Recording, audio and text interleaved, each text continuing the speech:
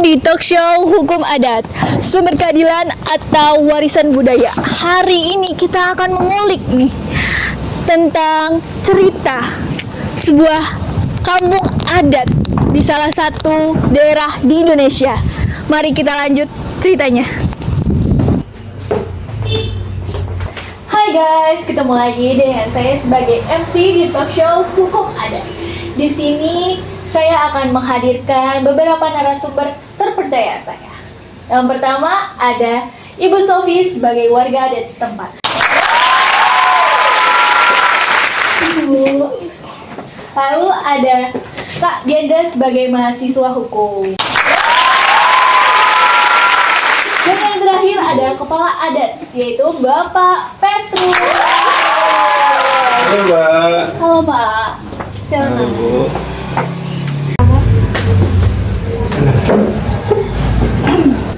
Ya, sebelum kita masuk ke cerita-cerita seru tentang hukum adat, saya mau nanya dulu deh, Pak Petrus. Wah, apa itu Mbak? Apa sih yang dimaksud dengan hukum adat perseorangan? Wah, gampang itu. Hukum adat perseorangan itu kalau dikaitkan dengan hukum adat adalah perilaku seseorang yang dimana kalau dia melakukan perbuatan yang bikin salah, bikin masalah. Misalkan dia nggak ikut gotong royong ataupun dia mengatai kepala adat tersendiri, dia akan dikenakan hukuman adat, bukan karena dia anak siapa, tetapi karena perbuatannya sendirilah yang mengakibatkan dia akan dilaksanakannya hukum adat. Oh, berarti itu perseorangan ya Pak, bukan rombongan gitu? Betul. Yang salah ya dia yang kena hukum dong, bukan berarti dia yang salah malah orang lain kena hukum, kan enggak. Benar. Nah, sekarang saya akan pertanyain ke Kak Diandra nih. Menurut pandangan Kak Diandra nih gimana nih? Kalau menurut saya sih Mbak, jadi hukum adat perseorangan itu ibarat hukum yang mengatur kita nih sebagai pribadi. Misalkan kita tinggal di suatu kampung adat, terus kita melakukan kesalahan, ya berarti kita yang harus tanggung, nggak bisa ngeles. Oh, seperti itu. Seperti kayak misalkan kita gotong royong dong, terus pura-pura sakit ya? Aduh, parah banget dong. Iya. Itu banyak banget di kalangan sekarang. Baik, bagi Ibu Sofi sendiri pernah ngerasain langsung tidak? Kalau dari saya sendiri sih nggak pernah ya Mbak Cindy, tapi dulu saya punya tetangga, jadi dia nggak ikut acara gotong royong. Nah, jadi dia disuruh bawa 1 karung beras untuk acara minggu depannya. Katanya sih biar ada kontribusi aja. Iya, seperti itu. Berarti bahwa hukum adat itu nggak cuma negur, tapi juga mengajarkan tanggung jawab ya? Betul Mbak Cindy, jadi kita di sini nggak cuma numpang hidup, tapi juga kita ngebantu merawatnya. Oh, seperti itu. Luar biasa. Wah, menarik banget ya ternyata hukum adat perseorangan itu. Walaupun hukum adat, tapi sifatnya personal ya? Betul banget Kak Cindy. Jadi bahasa kasarnya tuh kalau misalkan lo yang buat salah ya lo juga yang harus tanggung jawab gitu. Jadi hukum adat itu nggak ada CCTV-nya, tapi warga setempat yang jadi saksi hidup. Tuh. Dan malah kadang yang lapor itu ibu-ibu yang pura-pura nyapu tapi sambil nguping. Nah, sambil kita ngobrol-ngobrol kayak gini, mendingan kita minum dulu ya, karena haus banget kan. Iya, silakan.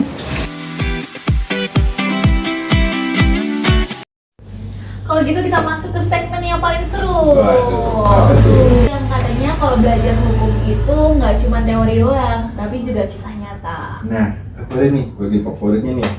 Zaman sekarang kan banyak orang yang masih beranggapan bahwasannya hukum adat itu udah nggak jalan. Padahal mah hukum adat itu masih sampai jalan pada tahun 2025 ini. Kenapa mereka beranggapan masih itu tidak berjalan? Ya karena mereka tidak terkena untuk hukuman itu kan. Padahal sampai sekarang masih jalan aja. Iya, kalau gitu kita langsung aja kali ya ke segmen yang katanya seseorang yang dianggap malas gotong royong. Apa sih hukumannya? Mati kali. Apa ya? Nah, makanya kita simak baik-baik. Oke. Mbak Kiki nggak ikut gotong royong? Apa sih?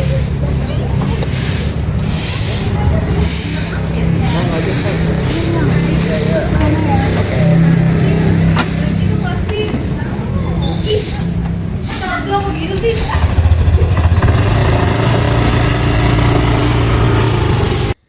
Setelah acara kerja bakti selesai, Pak Petrus mengumpulkan kami semua dan bertanya apakah ada yang tidak ikut berpartisipasi. Lalu kami menjawab bahwa Mbak Kiki tidak mengikuti acara gotong royong tersebut. Pak Petrus langsung bilang kalau yang nggak ikut tanpa alasan yang jelas harus kena sanksi. Soalnya ini soal kebersamaan dan warga setuju. Di kampung ini gotong royong itu wajib.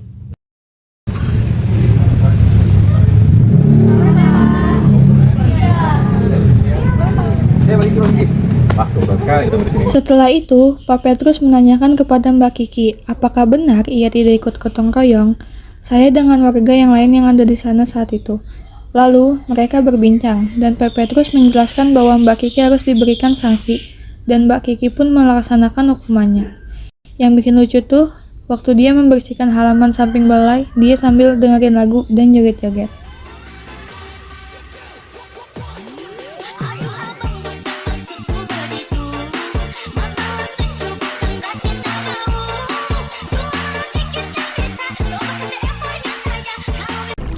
Di sebuah desa, ada kamar mandi kecil di pinggir sungai yang digunakan oleh warga untuk keperluan sehari-hari, termasuk mandi dan mencuci.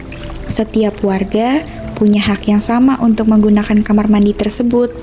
Namun, ada aturan adat yang membatasi waktu penggunaannya.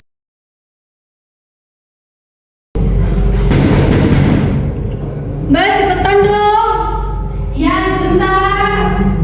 Ih, lama banget sih, kan udah giliran saya. Iya, sebentar aja selesai. Ih, nyebelin banget sih.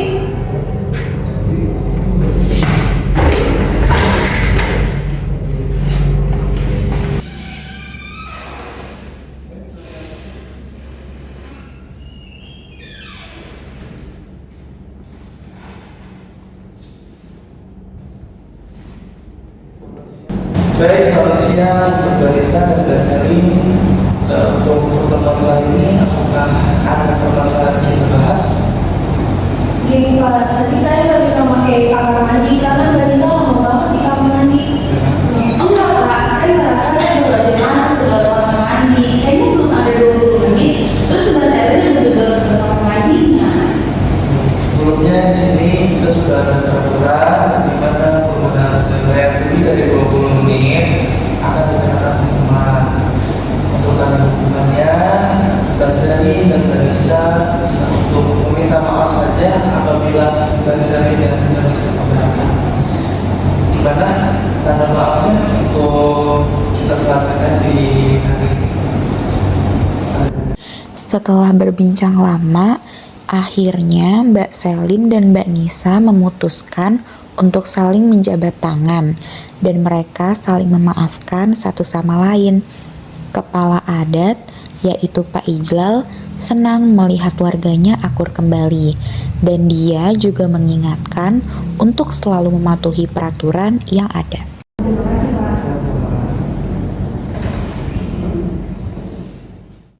Ternyata seru banget ya diskusi kita pada hari ini. Sebelum kita selesai pada diskusi kita hari ini, saya mau nanya nih kepada masing-masing narasumber. Satu kalimat aja ya. Hukum adat itu termasuk kepada sumber keadilan atau cuma warisan budaya? Menurut saya dulu mungkin ya. Kalau menurut saya itu ya sumber keadilan ya. Tapi jangan juga menjadi sebuah alasan untuk membalas dendam yang ada di masa lalu dulu gitu. Oke. Kalau menurut saya pribadi sih itu dua-duanya ya, asal nggak aplikasi aja. Karena kalau aturan adat udah mulai aplikasi itu namanya bukan hukum, itu namanya warisan dendam. Nah, saya setuju banget tuh, karena hukum adat itu adalah warisan yang bisa dijadikan senjata untuk keadilan. Tapi ya jangan cuma dipegang doang. Nah, biasa hukum adat itu hidup dan saking hidupnya mengatur siapa saja yang parkir di depan rumah. Itu nyata loh Mbak Cindy. Oh iya? Walaupun saya kepala adat, kemarin saya kena hukum adat karena saya parkir di tanah dan rumah sepupu saya. Padahal sepupu saya sendiri loh. Walaupun saya kepala adatnya, saya dihukum. Padahal mah sepupu saya lagi di Qatar sana nonton bola. Wah, nonton bola ya? Iya. Loh, malah saya pernah didenda karena masak sayur asam nggak pakai ikan gabus. Katanya sih melanggar adat rasa. Oh gitu. Emang lu bisa ya? di acara diskusi kita bahwa kalau hukum adat itu sangat penting, tapi jangan dijadiin drama kolossal. Iya. Terima kasih sudah menonton. Wassalamualaikum warahmatullahi wabarakatuh.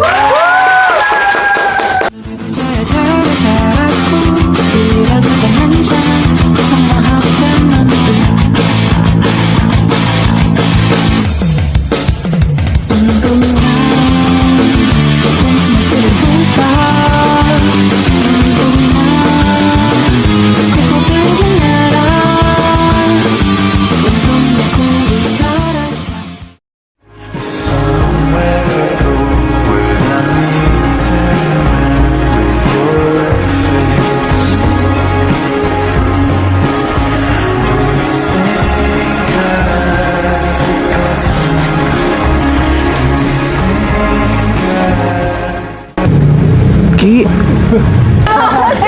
BTW jangan belakangin kalau kita di talk show sumber adat. Malas gotong royong.